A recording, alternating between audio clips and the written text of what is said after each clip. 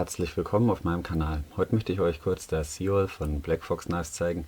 Das ist die Untermarke von Fox Knives. Black Fox Knives stellt auch gute Messer her, das meiste davon im unteren Preissegment. Das wird wiederum ermöglicht durch eine Produktion in China. Das Design stammt in diesem Fall von Dennis Simonutti. Gesehen habe ich es das erste Mal Anfang Mai 2021 und zwar auf 2 Kanälen, die ich absolut bedingungslos empfehlen kann.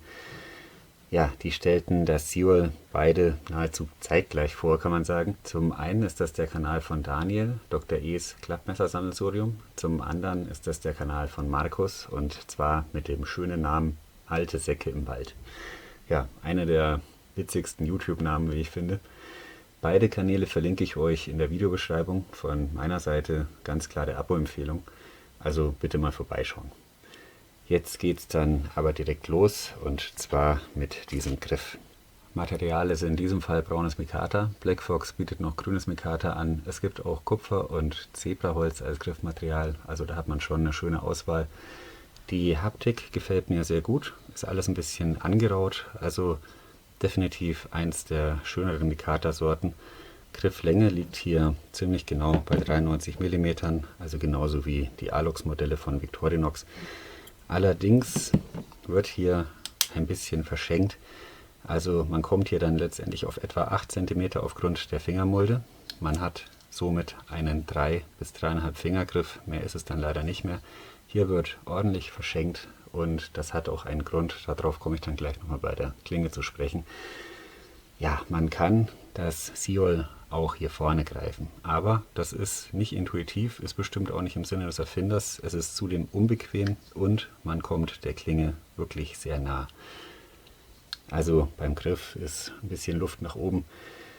Ja, hier sieht man, dass der Aufbau ohne Stahlliner ist. Die sind auch nicht nötig, das ist hier wirklich stabil. Das ganze Griffkonzept erinnert ein bisschen an das vom Real Steel Luna. Da gibt es auch durchaus optische Ähnlichkeiten.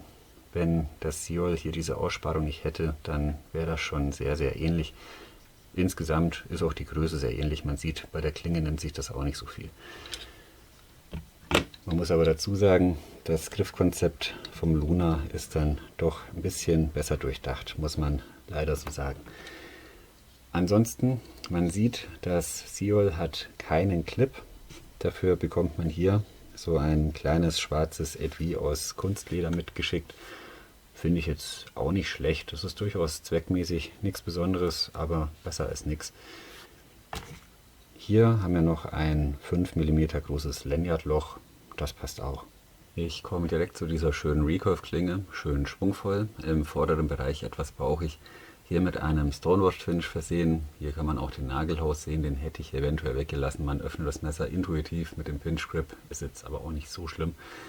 Das Black Fox Logo ist wirklich sehr dezent aufgebracht, gefällt mir auch sehr gut. Dann kann man lesen, es ist ein 440C Stahl mit etwa 59 HAC. Ein sehr bewährter Stahl, also das passt auch. Auf der rechten Seite der Klinge befindet sich das Logo des Designers, Dennis Simonutti. Man kann hier SD lesen, das ist dann quasi der Spinnenkörper, dann sieht man noch die Beine ringsherum. Auch wirklich sehr dezent gemacht. Dann noch ganz klein daneben die genaue Modellbezeichnung. Also bei der Klinge ist das wirklich alles sehr schön beschriftet. Die Klingenlänge beträgt hier 7 cm, auch effektiv. Klingenbreite laut Hersteller 2,5 mm. Ich habe mehrfach nachgemessen, bei mir sind es 2,7 mm. Klingenhöhe etwa 20 mm, das ist ein Flachschliff und ich habe hier etwa 0,5 mm durchgängig hinter der Schneidphase gemessen. Die Klinge läuft sehr sauber auf Bronzewaschern, da kann man nichts gegen sagen. Und der Klingenstand ist mittig, auch das passt. Dieser Slip-Joint-Mechanismus verfügt über einen 90-Grad-Stopp und hier kann man dann nochmal sehen, warum hier beim Griff dieser Raum verschenkt wurde. Das ist dann wohl die Überlegung, den Griff so zu gestalten, dass nichts passiert, wenn er einklappt. Aber wie gesagt, mir gefällt das irgendwie nicht so gut. In Bezug auf die Ergonomie ist das irgendwie ungewohnt. Man möchte bei diesem Griff weiter nach vorne, um mit der Klinge mehr Druck auf das Schnittgut auszuüben. Naja, gut, Zeit fürs Fazit. Mein Fazit: Das Seol ist ein kleines, attraktives Messer. Die Verarbeitung ist gut. Wir haben hier Mikata-Griff, 440C Stahl, diese schöne Recurve-Klinge. Das ist ein Slip-Joint, also wir bekommen auch keine Probleme mit dem Paragraphen 42a. Preislich bewegt sich das Seol in der Standardausführung bei etwa 40 Euro. Das geht auch in Ordnung. Und das Gewicht liegt hier gerade mal bei 44 Gramm. Also das sind viele positive Argumente. Meine Kritikpunkte beim Griff habe ich genannt. Das ist auch immer ein bisschen subjektiv. Eine Sache, die mir noch aufgefallen ist, möchte ich euch dennoch nicht verschweigen. Ich habe es leider nicht geschafft, diese Achsschraube zu lösen. Die Achsschraube ist nicht etwa defekt oder so, sondern sie dreht schlicht und ergreifend durch. Ja, die meisten Achsschrauben, ich blende euch das mal in einem Bild ein, haben hier nochmal eine Vertiefung. Die greift dann im Stahlliner bzw. im Griffmaterial, also sie findet dort ihr passendes Gegenstück. Und das gibt es hier beim Seol leider nicht, finde ich persönlich wirklich schade.